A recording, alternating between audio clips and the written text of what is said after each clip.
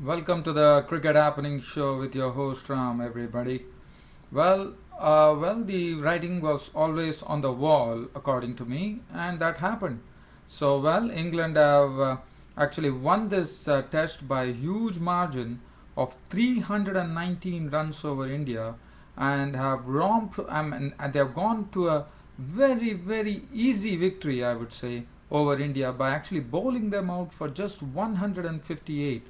Now, earlier in the day, what we saw today was that Indian bowling and fielding was absolutely not up to the mark at all, because the way the English players played, like Matt Pryor, who went on, he was dismissed a bit early by Pravin Kumar when Matt Pryor was gone for 73 with 10 fours and 1 6. So that was good for India at that time when Matt Pryor left early. But the person to follow was Stuart Broad, and Stuart Broad has made it a habit of actually attacking the Indian bowling and getting some useful runs. And today, not only Stuart Broad, so Stuart Broad did his job, but what Tim Bresnan did was something that was absolutely, it was a Bresnan's day, I would say, because he went on to make 90 of 118 balls, 17 fours, and Stuart Broad contributed 44. It was an 82-run partnership which was going on, and both the batsmen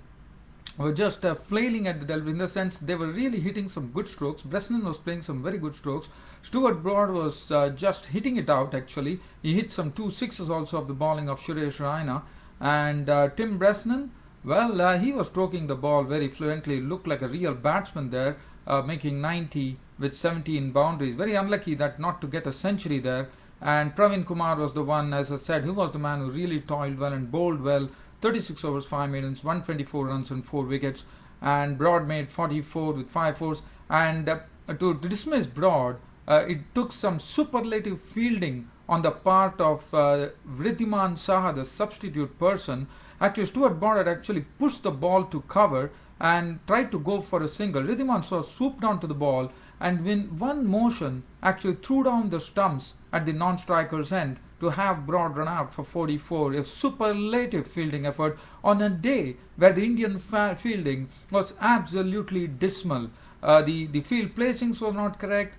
In fact, one was really having a sort of a puzzle as to why Mahendra Singh Dhoni did not have a third man, and a lot of runs were glided through that area, the slip region, and it used to go to third man. There was no third man, which was a real riddle for everyone there. And they collected a lot of runs. And as I said, on a day when it would the superlative fielding effort from Ridhiman Saha was one thing that India could take from the 4 days fielding at Trent Bridge. Graham Swan was out early to Ishan Sharma for 3, and Anderson remained not out on 1, and that was it. And in fact, they had added a very useful runs, 544 all out, setting India a target of 478 to win the match. Let me tell you, Indian fielding was absolutely dismal today. There were drop catches, there were misfields all over the place. It didn't really look like an Indian unit.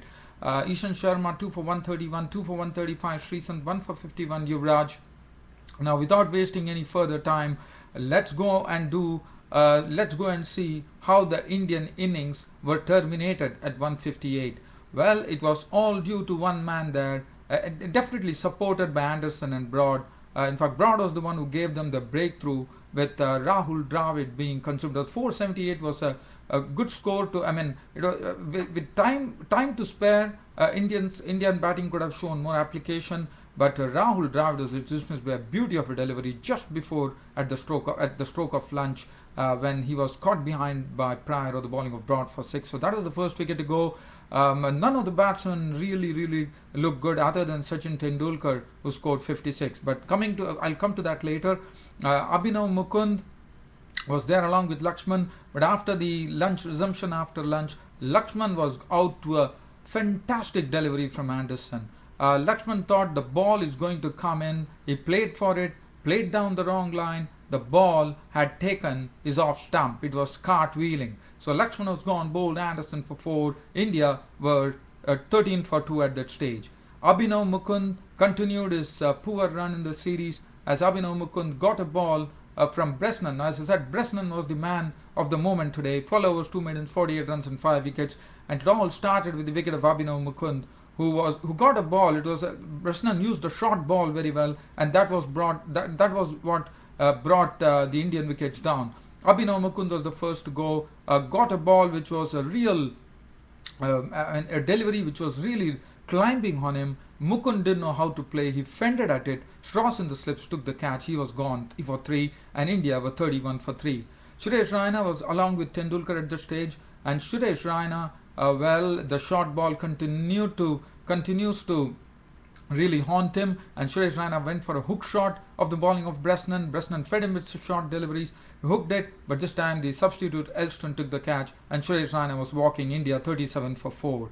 Yuvraj Singh came in to join Tendulkar, and Yuvraj Singh was hit on the hand by Bresnan. And after that, as I said, and what was very good to see was the captaincy of Andrew Stoss today. What he did is he had a slip. He didn't have a slip actually. He had something, a very unusual position, but it really paid off because Yuvraj Singh got another ball from Bresnan, which was a real I would say it was a brute of a delivery, and Yuvraj Singh played in very ungainly fashion and didn't know what had happened, and Alistair Cook behind had taken the catch. So Yuvraj Singh was gone. India 5-5-5-5, 55 for 5 at that stage.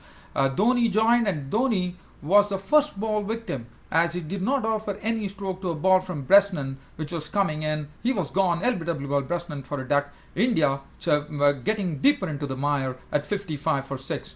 Tendulkar and Harbhajan Singh at the crease. That was the only partnership that India could really take on, and the score went on to 107. But Tendulkar played some flowing strokes in this match. He came with a very positive positive frame, and he scored runs in such a flowing fashion. It was absolutely the Tendulkar class was seen there, with his push down the wicket, his drives down the wicket, everything. 8 fours were really one could really enjoy that 8 fours, and one looked like Tendulkar probably was looking forward to a 100th century. Probably that could have given India some solace, but that was also not to happen. But Harbhajan Singh gave good support to Tendulkar in that partnership. But Tendulkar was gone, consumed by Anderson, as Anderson got Tendulkar for the 8th time in his career. After Muttiah Muralidharan, he happens to be the most successful bowler as far as Tendulkar is concerned. Tendulkar did not offer a stroke to a ball from Anderson. He was adjudged LBW for 56 of 86 balls, 8 fours. Harbhajan Singh entertained with a cameo, 46 of 44 balls, kept stroking the ball very well. In fact, he had 46 of just 44 delves, 8 fours and 1 6. He was a victim of Bresnan, and Pravin Kumar briefly entertained with 25 balls, 5 fours, and that was it for India. Sreesanth was clean bowled by Broad to bring an end to the Indian innings. Indian innings folded up for 158, giving England a huge victory by 319 runs, and this victory was absolutely well deserved for England. As far as the bowling figures was concerned, Tim Bresnan went on to take his first 5-wicket haul in Test cricket, and what a way to do it, to take England to a 2-0 series lead. 12 overs, 2 maidens, 48 runs and 5 wickets, and he used the short ball to good effect, which brought the real downfall of the Indians. Stewart brought 14.4, 5 maidens, 30 runs and 2 wickets. Anderson bowled superbly, 17 overs, 3 maidens, 3 for 51, 3 overs for 21 for Swan, and Kevin Peterson bowled 1 over for 7 runs. The man of the match went to Stuart Broad of England for his all-round exploits. So England would definitely be faced with a conundrum now, because Chris Tremlett getting ready for the third test, which starts on Birmingham. Whether Bresnan is going to be played or Tremlett, but it's healthy competition in England here. And as far as India is concerned, India have a lot to do, but the good news is that Gautam Gambhir is fit enough to play for the third test. Virendra Sehwag is just going to land in tomorrow, and he'll be playing probably against the 2-day match against Northamptonshire. And once he plays that, and probably Sehwag will also be there. So that is some good news for India. But as I said, India could have shown more batting application here. This was not the way. You have all the time in the world, 478, but the bowling should be credited. Bresnan used very good use of the short delivery, which had the wickets of Abhinav Mukund, Yuvraj and Dhoni, which made all the difference according to me. Other than that, dear fans, I don't have anything to say. I can just say, well done England. They did a great job. They deserved to win.